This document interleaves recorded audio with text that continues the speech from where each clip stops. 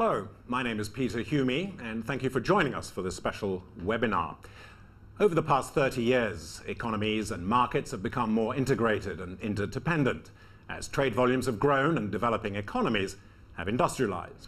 Labor markets have evolved along with the global economy, bringing nearly 1 billion people in the developing world into the global labor pool and helping both advanced and developing economies raise productivity and GDP.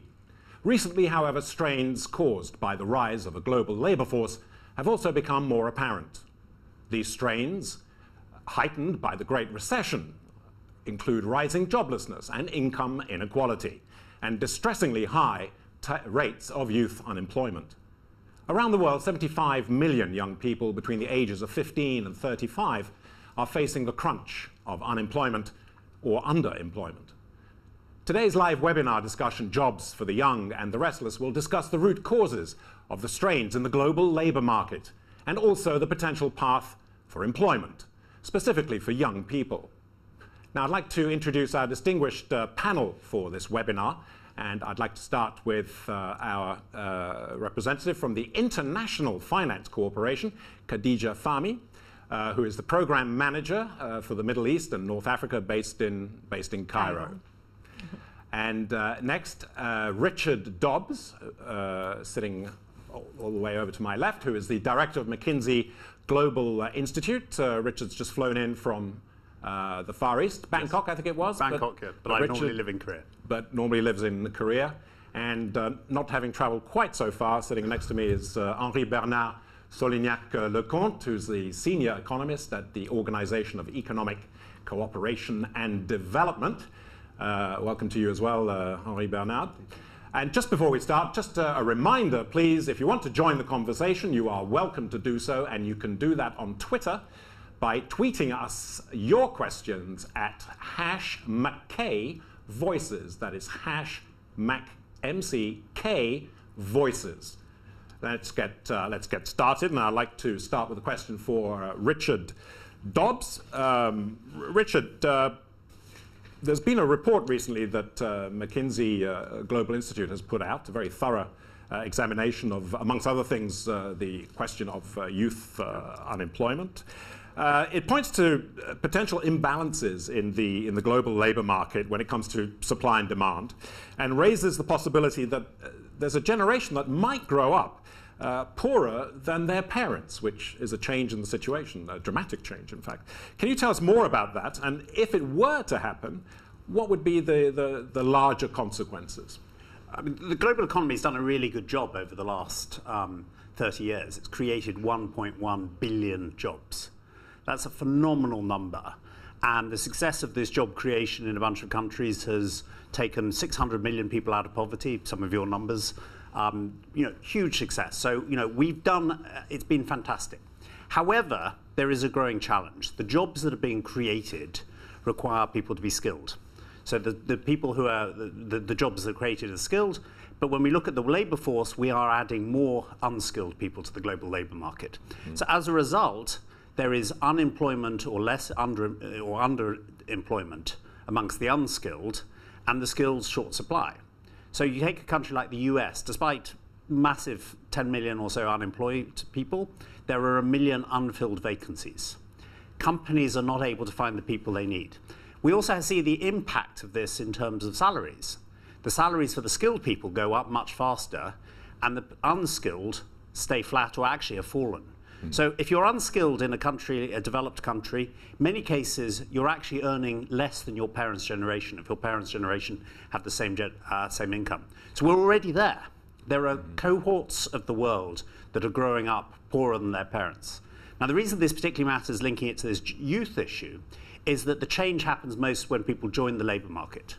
Someone who's in a company, unless they've been made unemployed, will be in the old world in terms of compensation levels. But as someone who joins a company at the start will be on a reset. Companies, when they have too many workers, stop hiring. So the youth tends to pick up the pain as well. So the problem of the labor market tends to get amplified down at the youth end. So we're entering a world, and when we look going forward, we think we're going to be in the similar imbalances. We think we're going to be short globally 90 million skilled people in various different categories, and unskilled people, we think we're going to be long 90 million. So unless we up our trajectory on how we train and how we create jobs for the unskilled, we're going to get into a world where the unskilled are going to grow up poorer and the skilled will grow up richer, and that will bring massive social problems. Mm-hmm. So obviously a question of skill, very, very vital to this issue. Let me turn to Khadija, give us the perspective from Cairo on the Arab world. What are the challenges facing youth in the Arab world, and what is hindering them from getting a job in the cases where they are unemployed? Well, the youth are facing definitely the challenge of being able to get a job. Current estimates show that only 1 out of every 4 youth graduating from university or technical vocational schools gets a job.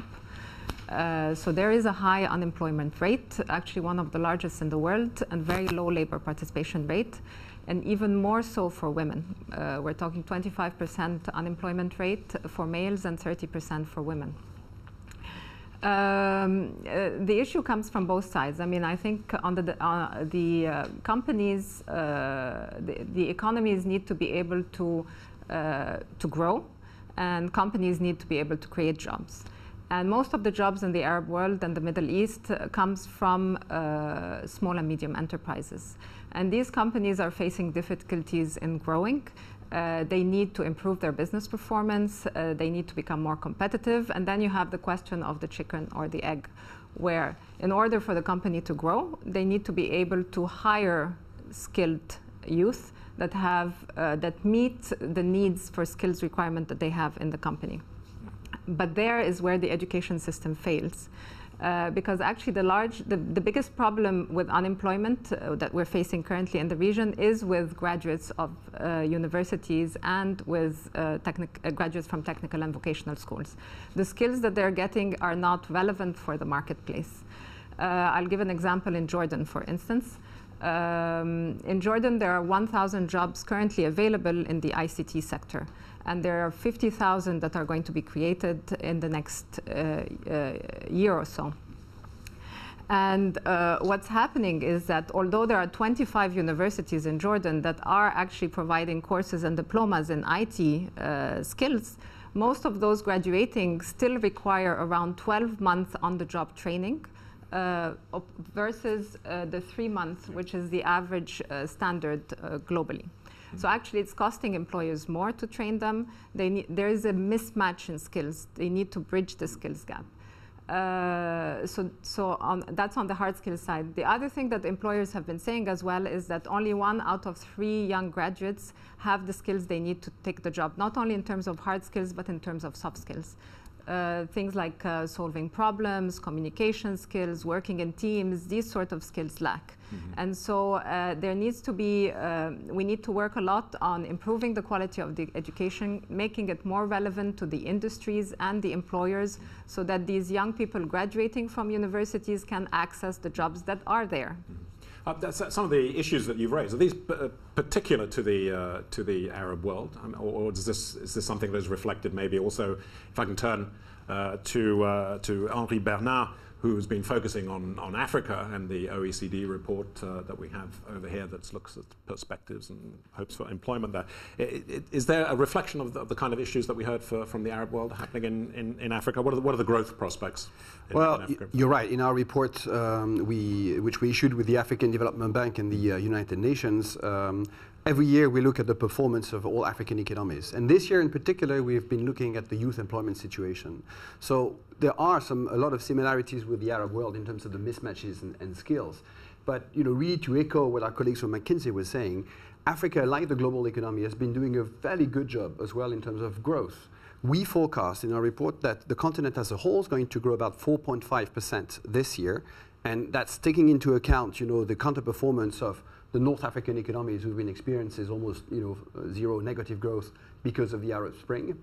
And it will bounce to 4.8% in 2013. That's really good compared to the kind of rates that you get in other parts of the world. Mm-hmm. But you can't eat, growth rates. That doesn't put food on the table. It's a job that will. Right. And the problem is that these kind of growth rates haven't produced enough jobs for the young people who enter the labor force every year. It hasn't been bad. Over the last 10 years, we calculated that over some 60 million jobs were created on the continent. But that's to be put against 100 million people who came to join the labor force looking for a job. So you still have, this growing gap between what growth produces in terms of economic and social opportunities and what the youth demand as they arrive. Africa, and that's I think it's special also in this global picture, is the youngest continent of all. You have about 200 million people who are between 15 and 24 years of age, and that number is going to double by 2045. And the real question is, how do we get our growth path right in African countries so that these young people actually find the economic and social opportunities that they're looking for? I mean, it may sound like a very simple question. You mentioned demographics, and Africa's the fastest growing, in other words, has the highest increase in population. This is a key factor, of course, isn't it? I mean, not so much in Europe. I don't know, in the Arab world, if it's... Absolutely. 2/3 of the population is below the age of 29, which means that millions of jobs will have to be created in the coming 10 years. We're estimating that 85 million new jobs will need to be created in order to bring market participation levels to the global average of 52%. So yes, there is a need for creating jobs. But there is also a need for be able to fill the current existing jobs. And I think employers are suffering as well in terms of being able to recruit the right skill set for the jobs that are already available. I don't know if we have a figure in Egypt that you may be able to confirm, is that there are currently some 600,000 vacancies that are unfilled, and yet more than 1 million, 1.5 million of young graduates without a job. True. Now, those vacancies would be in which kind of business or industry, or the 600,000? There are vacancies in the ICT in Jordan and Tunisia. It's in the ICT sector, in light mechanical engineering. So it's the high-skilled jobs that need to be filled, but the education system is not producing students that can fill those jobs because of the delivery methodology of the education system, the curricula, the content, and so on. This needs to be improved. Setting accreditations and standards. All these things need to be improved in the education sector in order to be able to have that the youth are able to get the skills they need to be able to fill those jobs. One related thing is also the mix of science, technology, engineering, and maths. I mean, we use this label STEM. A number of people do. I think you do as well. Science, technology, engineering, and maths, and those are the jobs that actually normally are in short supply. And the interesting fact is that in the US, a STEM graduate will, over their life, earn, on average, $500,000 more in NPV terms. So there's a bigger value in the end of what you can earn. Now, obviously, some people earn more when they haven't done STEM subjects, but many do. The real challenge, though, is the US is only producing 15% of their graduates with STEM, and China is 40%. So if you want to have an engineer in 10 years' time, you better be looking in China and India, because it's going to be much easier to look in those two countries than it is in the US. So we do have a number of failings of the education system. You mentioned the quality issue, the fact that we have people coming out who aren't up to the standard, they need the year's training. We also have an issue with people who are just studying the wrong subject. And I think it's very difficult because academics like their freedom, they like to choose the mix of subjects, and they don't want governments to say, you have to produce this proportion. But that's what we need, is we need more of the science and technology graduates in a number of countries. Absolutely, but if I can add to your point, it's true, people are choosing the wrong subject, and that's due to several things, I think. On one side, it's the social stigma. For instance, vocational skills. There's a big social stigma around going into a vocational school in Egypt, for instance. It's not looked upon well. It's becoming a teacher, to become a carpenter or an electrician or something like this. So this is a non-graduate. It's a non-graduate, so vocational, or even to become an IT specialist, a technician. So this is not looked upon well. Parents are pushing their children to go for the common type of degrees. Like, for instance, for male, it would be engineering, law, medicine. For female, it would be education and humanities. And therefore, at the end, they graduate with skill sets that are not needed in the marketplace. And so there needs to be much more communication between education institutes and employers and the private sector to be able to not only develop the content needed, but also to be able to guide the students in the right direction and explain to them, what are the jobs that are needed in the market. Many of them don't know. They don't have the information. That's very interesting. So yeah, definitely a political implication there. We'll come to that later, but let me turn to our first question that we have from Twitter. A reminder that you can pose your questions on #McKVoices, MCKVoices, #McKVoices. And I'd like to take the question from Taylor in Louisiana. And we're just talking about this right now with our panelists. What countries, Taylor's getting straight to the point here, the question is which countries, and we want names named here, both developed and developing, are doing a great job at providing young people with the necessary skills to find jobs. So they're not taking the classic, slightly old-fashioned courses that will not see them getting employed after they qualify. So, Richard, would you like to well, I mean, just name on names? this, I mean, just on this, technology, and this is only one cut of it, and obviously you can do it. Singapore, half of their graduates are in technology, science, and math. So there's the non-graduate bit, and that's another issue. And I think that is a thing. China is up at 40%, South Korea is 35%, US 15%. So some countries' education systems are just misaligned, and the US companies are either reliant on migrants to come in to fill the gaps, or are having to move jobs outside the US. Because there just aren't the people with this type of technology background. I mean, it's a huge gap, isn't it, between, I mean, it's 25% that you mentioned in terms of... and I think there's an element of, rather top-down Singaporean government approach of these are the subjects we need versus we'll leave it to the universities, US. And I think there's a large element of that. I was talking with a former Prime Minister, and he says his big regret having expanded university education is he left it to the academics to decide what subjects to do.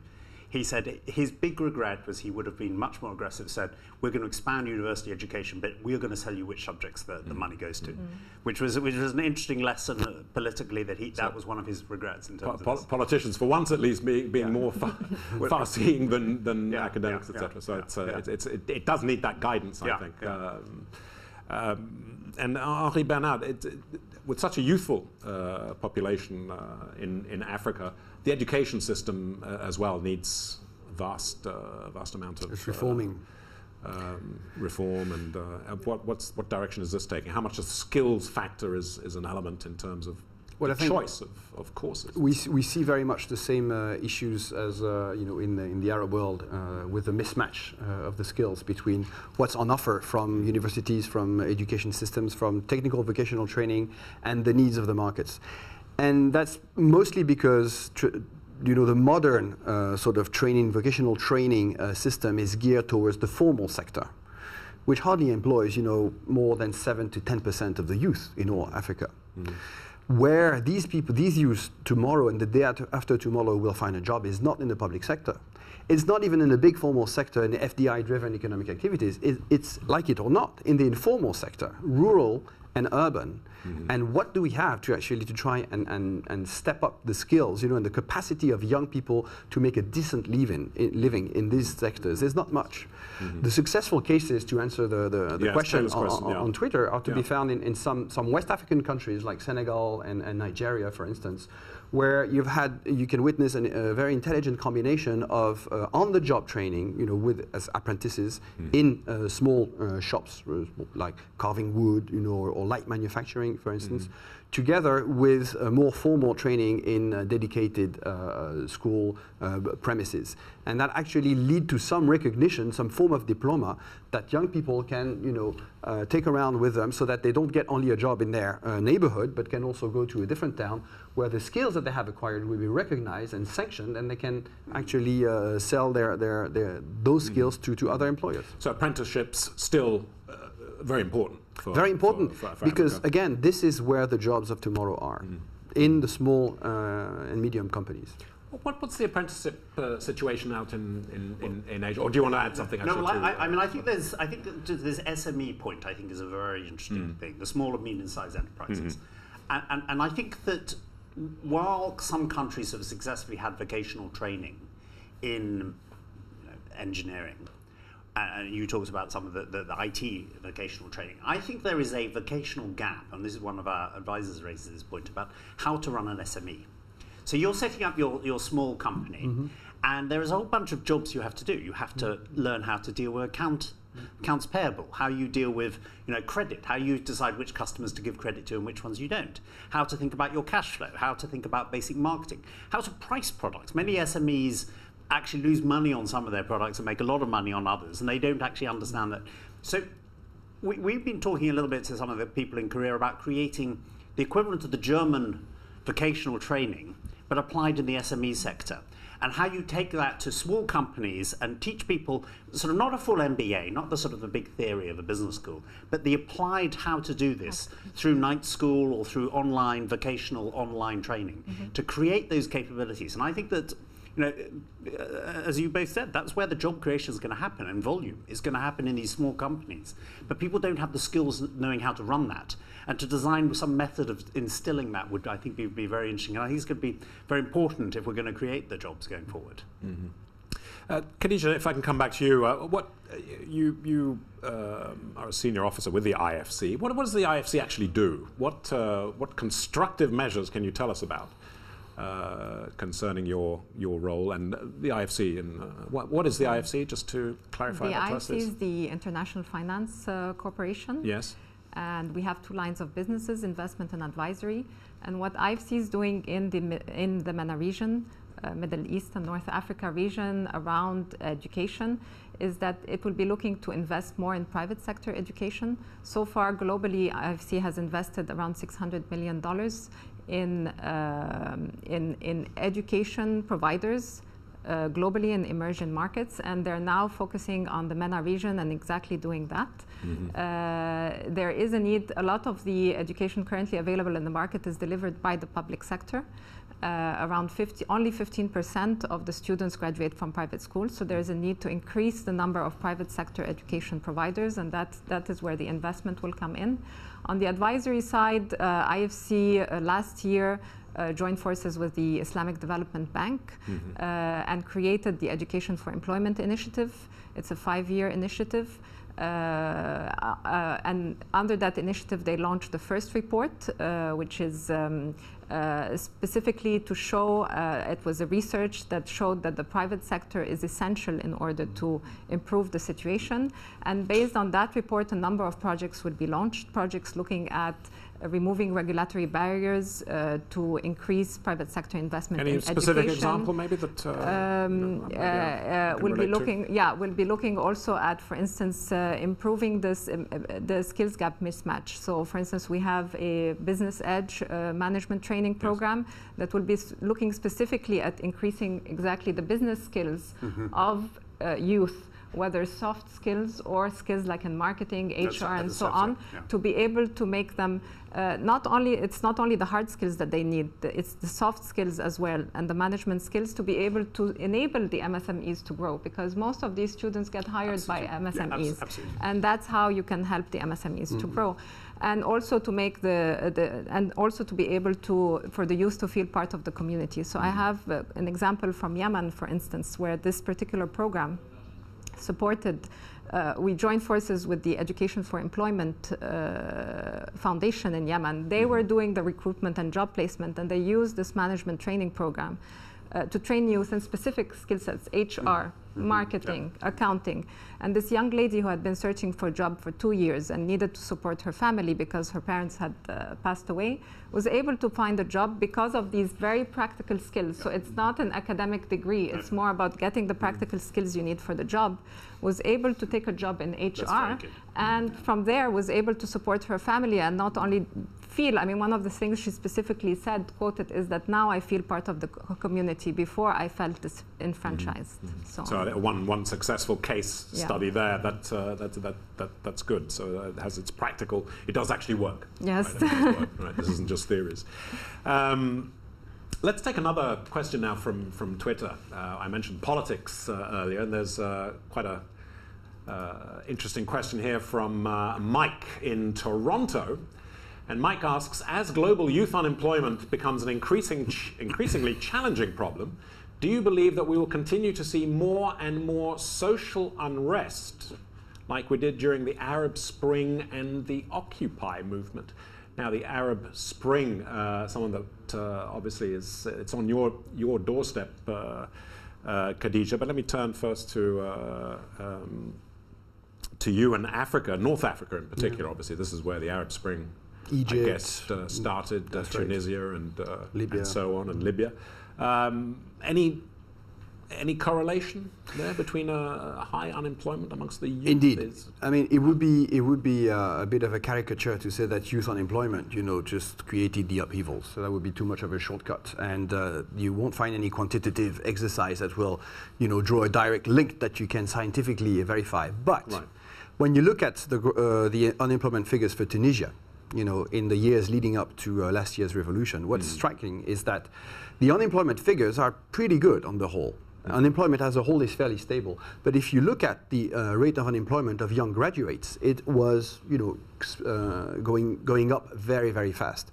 So what you had is a combination of suppression of basic rights, which I think goes a long way in explaining why people went in the streets, together with an increasing number of young, frustrated people who've been promised things that they never got, because they couldn't understand why, having a degree, they were not able to get the kind of jobs that their parents got, a few years back. So there's definitely a link between the two. The disillusion factor came into it, even if it wasn't maybe the principal one. Any signs of this spreading further afield? Is there any sort of nation at risk, maybe? I mean, that comes from a relatively well-educated but disillusioned middle-class youth? I mean, for the last 30 years, we've had a great thing that trade and migration and all of these things have resulted in everyone getting generally better off. And I don't mind if I'm getting better off, you might be getting twice as much better off. I'm okay. I'm richer than my parents, I'm happy.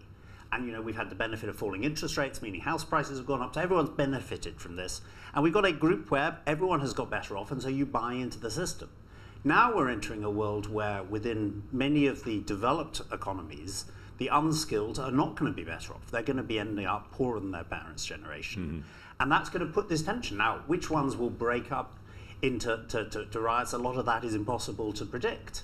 There'll be other factors. I mean, I think food prices was one of the big factors actually behind the Arab Spring in terms of bread prices. And things like that can cause these problems. But I think that there is a general tension we now have in that not everyone is getting better off. And if people aren't doing that, then you're going to see that people are going to say, I'm not buying into the system any longer.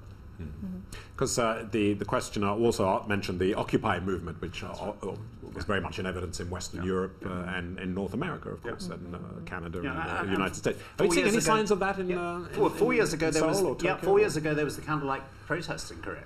So that was before any of these other things, and that was generally driven. I mean, there's some interesting lessons from that. First of all, it was driven by chat rooms, so there was no leader. It was exactly like the Arab Spring, because technology allowed some of these things to happen in a different way. Secondly, it was about concerns on inequality. There was a sense that some people were doing much better than others. And it was, it was a different type of demonstration. It wasn't, throwing out the government, but it was basically resetting the president's agenda in a big way. So I think we're seeing that in multiple countries, and I think that, we shouldn't assume anything is immune. In fact, I mean, almost it's surprising that we haven't seen more problems in Europe, given the higher rates. I mean, obviously, places like Greece we have, there's some of the demonstrations, but I'm surprised it's been as gentle as it has been. I agree. I mean, in our region, many of the governments understand that this is indeed a cause that could cause unrest and still could do so. And therefore, many of them have developed strategies that have a key focus on working on this youth unemployment issue and are seeking solutions for it as well. So, so this is something that we'll see that many governments will try to resolve in the coming few years. Yeah, and unfortunately, when you look at the set of solutions that governments can find, you go back to everything you've read for the last 10 years or 20 or 30 years. There's no magic bullet to solving employment issues and youth employment issues. Talking about the continent I know best, which is the African continent, the first problem is electricity. How can you create your own job, of functioning a sewing machine or refrigerating food that you're going to sell in the street if you don't have electricity? Not only is electricity only reserved to certain portions of the country, but in countries like Nigeria, for instance, you have 40% of the energy actually produced, which is wasted and never goes, to any use for anyone. So what you have to do is to buy your own generator and the fuel that goes in it. Not everybody can afford that. So it's down to very simple things like this, like also taxation taxation. The way taxation works in most African countries is that there's a lot of tax relief for the very big actors, the big companies, but also the big informal traders, which are less often spoken about. There's some form of taxation applied to the very small people, because if you trade in the informal sector, chances are that you will buy the few inputs that you need from a retailer, so you'll pay VAT, but you're not going to claim it back. But if you're in the middle, not only are you exposed to the highest formal tax rates in the world, but on top of that, it's very likely that the administration is going to add up, a couple more, or 20 or 30% more in terms of corruption type, of taxes. So, what sort of figures are we talking about here? Is that you mentioned amongst the highest? You have very often nominal taxes of 50 to 60%, which is by far the highest in the world. Really? But then when you get to real taxation rates, and add the ones that the fiscal administration will impose on you, you sometimes go to even higher extremes, and that simply means that those firms that are too big to be invisible, to hide from the administration, but too small to really negotiate, a way out, these ones are completely strangled. And as long as these policies are in place, you cannot put in place any serious policy to promote youth employment. And that's I think, a very important point that we find in our study is that it's not just about reforming training systems and education systems. It's primarily, in those countries on the continent, an issue of not enough jobs being created, not enough companies, being providing sustainable opportunities for people. So it's really about unleashing the potential that is there on the African continent to create more jobs, not just making sure that education works better, but actually creating more jobs for people. Who should be taking the lead on that? Well, governments certainly have a role to play. Politicians. Just by doing. Yes. Governments need to be working on the enabling environment for sure for the SMEs, the small and medium enterprises. Again, with the support from working together. I mean, there are a number of players. I think governments, multilateral development organizations, the private sector, civil society, they all have a role to play. But I think, as I agree with you absolutely, that there needs to be a focus on ensuring that these companies can grow. The enabling environment is there for them to grow. They can access finance to grow. And so that they can produce the jobs that are needed in the market. I think there's also the governments are realizing that there's the public sector can no longer offer the number of jobs it used to offer in the past and can no longer be a viable option. And so there has to be a focus on the private sector. And they are the ones that will be producing the jobs. So exactly, they need to work on the enabling environment that will allow these companies to grow so that they can create the jobs. And in parallel, we need to work on the education systems that will enable the youth to be able to access the jobs that are being created. And the private sector, are they willing to play ball? I mean, they're cooperating. Is there enough investment? Not enough? How easy is it to attract private investment into some of the poorer areas of the Arab world, or even in Africa? But if you look at Africa, the demographic dividend is also the positive side to demographic growth is that you have more people that need to be fed, that need to be clothed, that need to be transported, that need a mobile phone, etc. So just the very strong demographic growth rates in Africa means that more and more people, not just in the big cities, but also in smaller cities, will need services, will need products. And it's about giving those young people entering the labor force the means to actually respond to those demands. Better roads, better access to electricity, to loans, because a lot of tomorrow's growth in Africa will be largely driven by this domestic demand. Okay, we're about halfway through our special webinar, and those of you that might just be joining us, thank you for joining us. A little late, but better late than never. I just want to remind you that you're watching myself, Peter Humi, moderating, and we have some distinguished panelists. Khadija Fahmy from the IFC, based in Cairo. Henri Bernard, let me make sure I get your surname correct. Henri Bernard Soulignac-Lecomte, a distinguished economist from the OECD, the Organization of Economic Cooperation and Development, and Richard Dobbs, who's joined us all the way from Seoul from McKinsey Global Institute that has produced a lengthy and detailed and very interesting report on youth unemployment. Now, we've been focusing on youth, and one of our Twitters is reminding us that, well, it's not just about youth. What about the aging population? Aren't they also a problem in many advanced economies as well? And is it in direct conflict? You have to choose, you're going to help the youngsters or you're going to help the seniors? Can the two coexist? Now, to provide jobs for the young, does that mean the seniors have to give way, make that sacrifice? I mean, I think there are some of the things that you can do that are win-wins for both. So some of the things talked about in terms of making sure electricity is available, all of that, I think is absolutely the case. But I think you also see in some countries that have very high youth unemployment, they're the ones that have higher protection for the elderly workers. So I'm afraid what happens is that companies do say, we want to shrink our workforce, we can't lay off people, we're just going to stop hiring. And so the youth do pick up that. So to say there is no conflict isn't right. There is some conflict, but some of the structural changes we talked about would benefit both groups. Anywhere in particular that our viewers can focus in? Maybe one or two countries that... I mean, I think this is true if you look at some of the southern European countries that have the most labour protection, right, highest youth unemployment, but the unemployment amongst the elderly is less because companies, it's very expensive to get rid of them. So, I mean, companies will say, we're going to keep the older people on. Now, I think there's a problem for that. I mean, you know, one of my Korean friends runs a bank there, and he says that his issue with rising retirement ages is that the productivity of some of the bank staff falls, but the way that the compensation structure works, you have to pay them more. So he would much rather have under 30-year-old tellers because they're more productive and they're cheaper. And so there's, again, this other conflict in societies having to think through this. How you deal with keeping elderly people in the workforce as they need to because they haven't got enough pension, the governments can't afford for them to retire, and perhaps they're short of skills, but resetting some of the compensation factors. So there's some big social issues that we're going to have to work through at the top end as well as at the bottom end. Also, presumably, I mean, some of the elder members of the workforce have the skills that have been.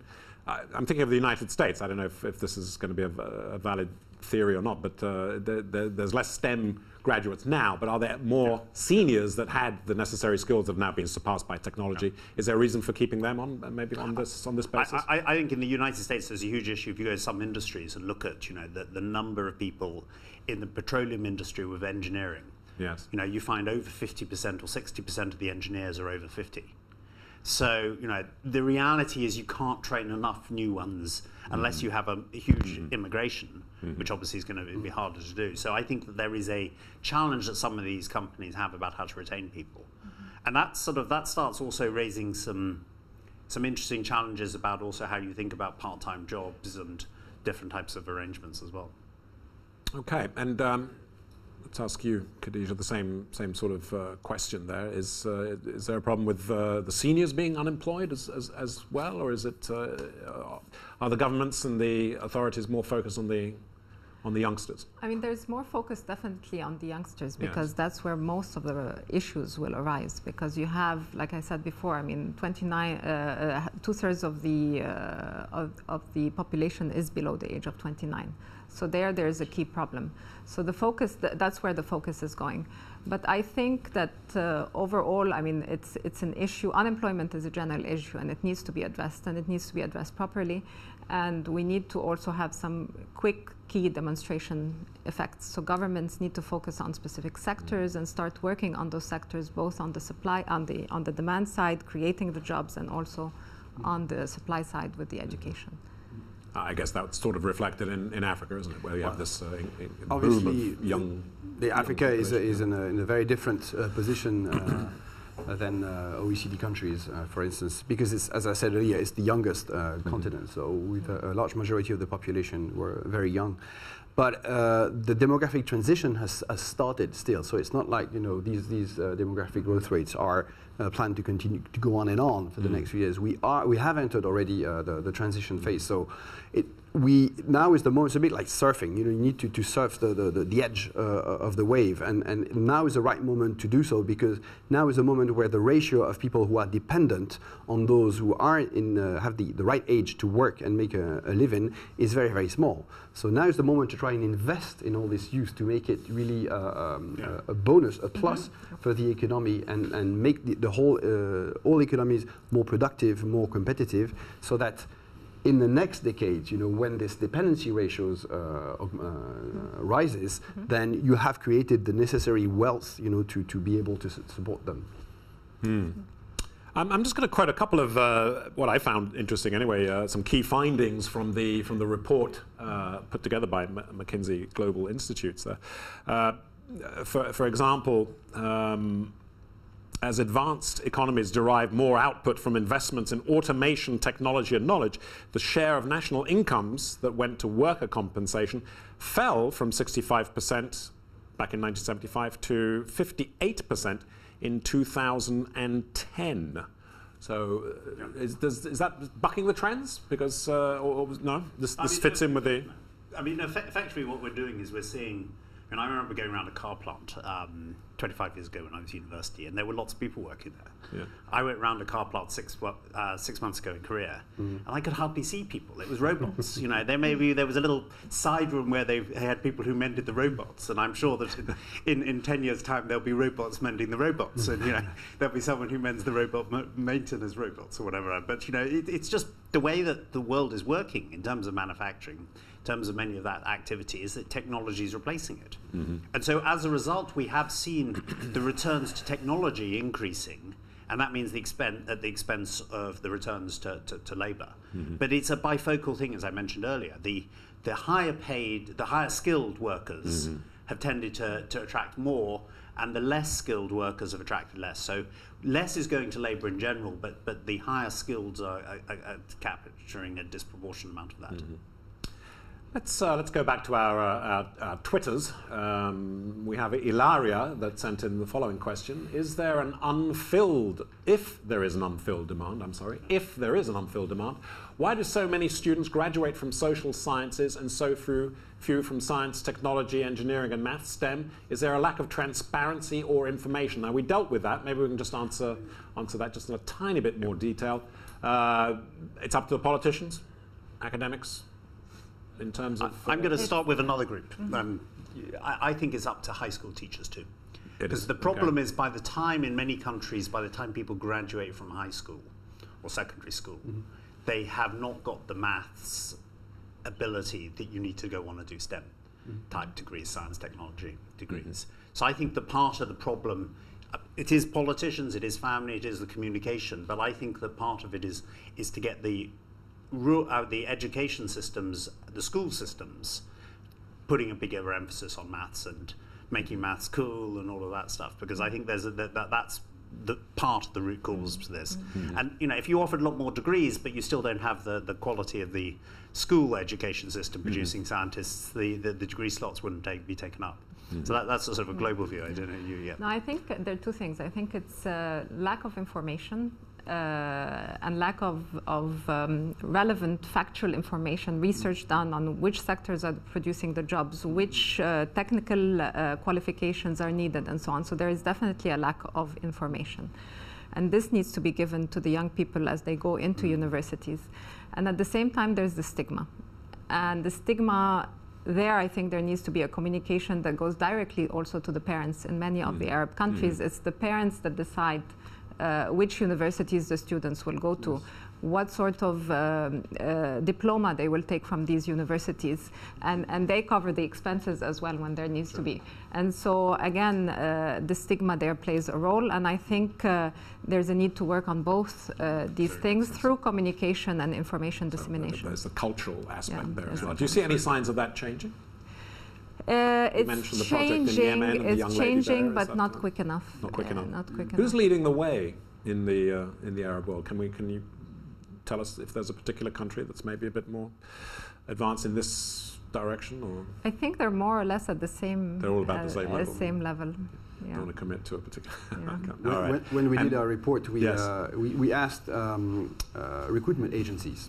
We also worked with Gallup, to sort of get a sense of how young people felt about their insertion in the labor market, and it's very striking. Most the young people, more than half, actually still expect to get a job in the public sector. And just for the current level, the rate of a percentage of jobs in the public sector to remain the same in the coming years, would require the whole continent to create 2 million more jobs in the public sector. For Egypt alone, would be 200,000 a year. That's completely, out of question. So there's really this problem of perception that this is still, and we ask the question with equal pay, equal benefits, whatever, they will still prefer to go to public sector. They're not going to find a job there. Why do you think they want to work in the public sector like that? I mean, it's just because they know that they'll be relatively safe in their employment, that they can look forward to 30 years of... Because that's still the image of the former generation. Exactly. And that's a job for parents, what one should do. Exactly. For teachers to sort of follow in on change that perception. Exactly. There's also among young graduates, they don't see entrepreneurship as yet as a solution, I think. And I think maybe that's a public sector mindset as well. So prefer to be employees in the public sector if preferable, and so on.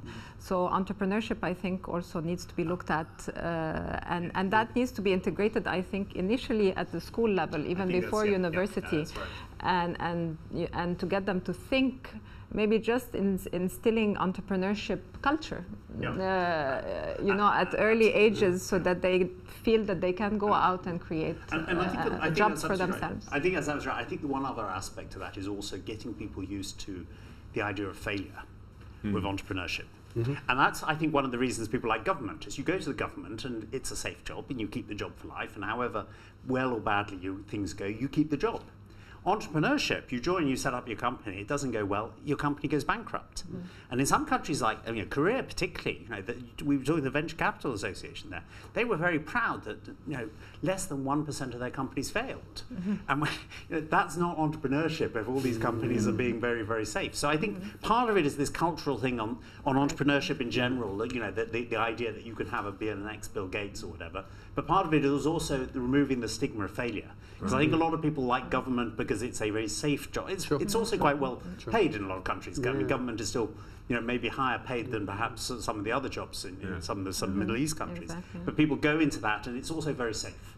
And I think that's part of the challenge, is getting people used to the idea that failure is good. But it is changing, and to answer your question, and I don't know whether you found the same, but we found in our own research that in Morocco, for instance, the perception is very different from other countries in the North Africa region, whereby young people are much more aware of the fact that it's in the private sector that they are going to find opportunities, and are much more ready to actually enter into entrepreneurship type of activities.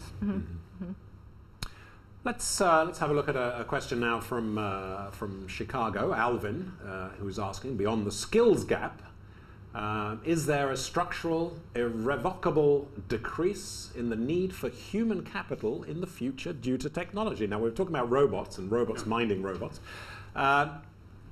That's it. We should give up now, admit that the Terminator will be here in a century or so, and that humans are redundant. I mean, you look at all the types of things that we're going to need. I mean, yes, technology is going to replace things. We will be doing our own checking out at the supermarket. We'll be, using an ATM rather than a cashier. But that's not new. I mean, there's been a history of that. But you look at the types of things we're going to need going forward. As we get to aging, we're going to need a lot more people looking after the elderly. Now that is much harder to do by robot. By a robot. So I mean, and obviously there are countries that are trying very hard to develop the right robots to do that. But there's a lot of that stuff where technology can help, but still require the jobs, and it's the vocational jobs you were talking about earlier. I think those are the types of people we need. So I don't think technology is going to get rid of the need for people to work at all. But it's going to require upskilling as well, though, because if you go back to a classic old-fashioned nurse, she needed to use a thermometer and be able to write notes. A new nurse, well, there are 50 different types of nursing professionals, including the ones that use the ultrasound and ones, all of that. It's changed it. It's become a different type of job, but it's still, we need the nurse behind all this equipment. Right. So, I mean, to our younger viewers on the webinar, I mean, I think, get into robot technology, or don't worry about it too much right now, or if you had a message for it. Let's ask another question about the Arab world to Khadija. When you go and meet the young, whether they're employed or unemployed or still at university. What are they looking for in terms of their future? Have you any interesting stories or revelations that can shed some light on this, or what their own expectations are, and as opposed to their parents, maybe? Yes, they're looking to find a job. They want to find a job, and a relevant job. So again, as I said, only 1 out of 4 finds a job. So that's already one aspiration that they have, is to be able to find a job.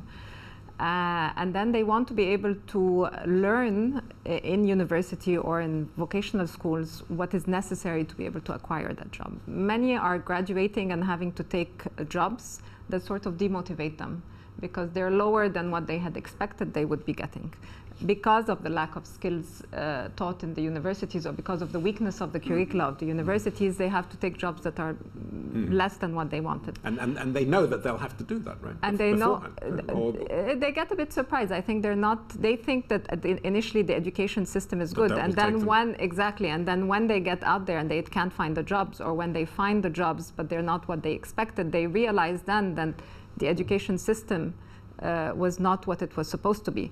And this is where they say that they're willing to pay money now, even as long as they can get a job. So they're not interested in going now to public universities if these public universities will not allow them to be able to get those jobs, and not only the jobs, but the jobs that meet their expectations. Because I think there is a demotivation when you end up having to take a lower skilled job.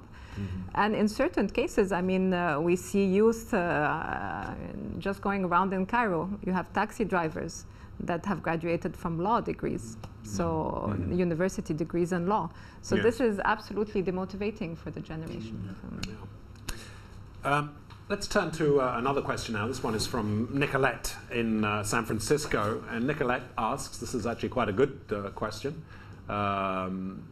how could corporate social investments in emerging entrepreneurship help alleviate job pressure? So, corporate social investments in emerging entrepreneurship. You mentioned North Africa.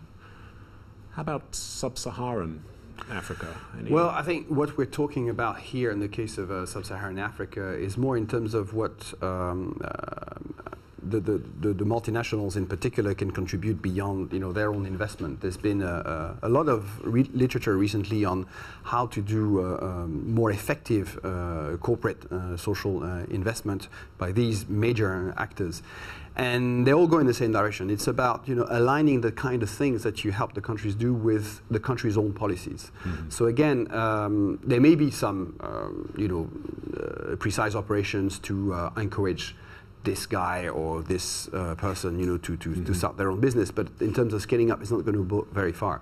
What we know that the big actors, such as large multinational companies, can do, or the banks, for instance, is try and find solutions to leverage the potential of local actors, local financial actors, for instance. So, in that context, the development of capital risk, which has really been taking off over the last 10 years, is very promising. We see also rich countries putting on the table not just grants in the form of official development assistance, but also new types of loans or guarantees that help local financial actors actually provide the type of resources that entrepreneurs need to be able to start their operations. And I think that's the way to go. So in many ways, the right help is the help that makes people help themselves in the long term, I suppose. And I think in addition to this, there are several things. I mean, they can work on community development projects where their company is or where their factory is, for instance, where they can help the communities and improve the education of those communities, or work with local NGOs to be able to create entrepreneurship in those communities. At the same time, they can look at their own value chains, their own supply chains and distribution chains, and see how they can grow the businesses in those value chains. And the more those little small businesses in their value chains grow, the more jobs they will create. So there are a number of things that those large companies can do. The other thing is that they could also employ within their organizations, and if the skill sets are not there, they can create academies or they create institutions that will be able to develop those skill sets that will bring in the young graduates into their organization to attain those jobs. Thought on that one, Richard? I just think that for large corporations who are in the countries that don't have a demographic dividend, where they're looking at fewer and fewer graduates each year, they have to think about what their talent strategy is. And this is not about social, you doing it for corporate social responsibility reasons. There is actually a talent imperative for them to start thinking about what they can do to create talent in some of these growing markets. Should they be establishing vocational training schools to teach how to use their radiography machines in Africa, with a view that the work permits can be sorted so these people can work elsewhere around the world on that. So I think companies actually should think about this as part of their talent strategy as well, not just their corporate social responsibility. And there is actually a very competitive reason for them. If they can access talent from these sources in the long term, I think it would be a big advantage. And there are companies that are starting to do this. There's a retail business, quite a large business in the region, that is now looking at setting up a technical and vocational school for retail. So there are companies that are looking at this. That looking seriously at this issue. We have time, I think, for one last question. So I'm going to pose the question to all three of you. If you can answer relatively quickly, maybe in about 30 seconds each or so. The final question is, are you optimistic about the world's ability to fix these problems, or is it just too demanding a challenge? So brief answers. Are you optimistic? Look, for the African continent, 7 economies are going to grow by 10% or more in the coming years. Africa has the kind of things that the world needs, raw materials, water, biodiversity, and lots of other things. It has a lot of young people who are its most precious asset. So I think it has everything to try to make really the next decade the one where Africa is going to become increasingly industrialized and develop. It's all a matter of getting the policies right. And I think youth are not only this great asset, for making the economies better economies, but there are also those who will ask their governments to be accountable to them. And that's what we're seeing in North Africa. That's the missing link. This is where the bad policies can be turned into good policies, when people who vote or who demonstrate will demand them. So yes, you're optimistic, but it does depend on responsibility, accountability to a very large extent, especially in Africa. Khadija, short answer, please. Yes, I'm optimistic, and I think it will require getting the right people, the right players together, a number of players to work together on certain pilot projects and to show a demonstration effect and to take a step-by-step approach. Okay. It may be a daunting challenge, but I think if one takes a step-by-step approach, they'll be able to achieve this. Okay, slowly but surely. And Richard? I mean, the world actually, when we moved a lot of people from agriculture into manufacturing, people ended up worse off. They are better off in the end. There were some people who were worse off, and there was a lot of noise and difficulty doing that, but in the end, everyone else ended up better off. So far, with part of the changes we've seen at the moment, 600 million people are better off. We've taken 600 million people out of poverty from some of the changes that's going on. So, there's a lot of people who are better off, and I think that this will be a positive force. It's just going to require a revolution in the way we do education and job creation to make sure that the minority who may not be better off, that we deal with that group as well and make sure that they're better off as well. Okay, so everyone seems to be fairly optimistic, and on that note, I'd like to thank all of you that joined us for this special webinar, and those of you that put your questions to us, to our panel, and were not, well, unfortunately we didn't have time for everybody, but don't worry, we will get round to answering your questions online a little later on today, so those questions will be answered by the experts. It just leaves me now to thank our distinguished guests, Richard Dobbs, Director of McKinsey Global Institute. The McKinsey Global Institute has just released its report, The World at Work, Jobs, Pay and Skills. And to Khadija Fahmy, the Program Director for the Middle East and North Africa for the IFC, and Henri Bernard Solignac-Lecomte, a senior economist at the Organization of Economic Cooperation and Development. We will be having this kind of seminar on the web again in the near future, so stay tuned. And again, if you put a question to us and we were not able to get to it, check out the website. That the experts will be answering your questions later. Thanks again for joining us.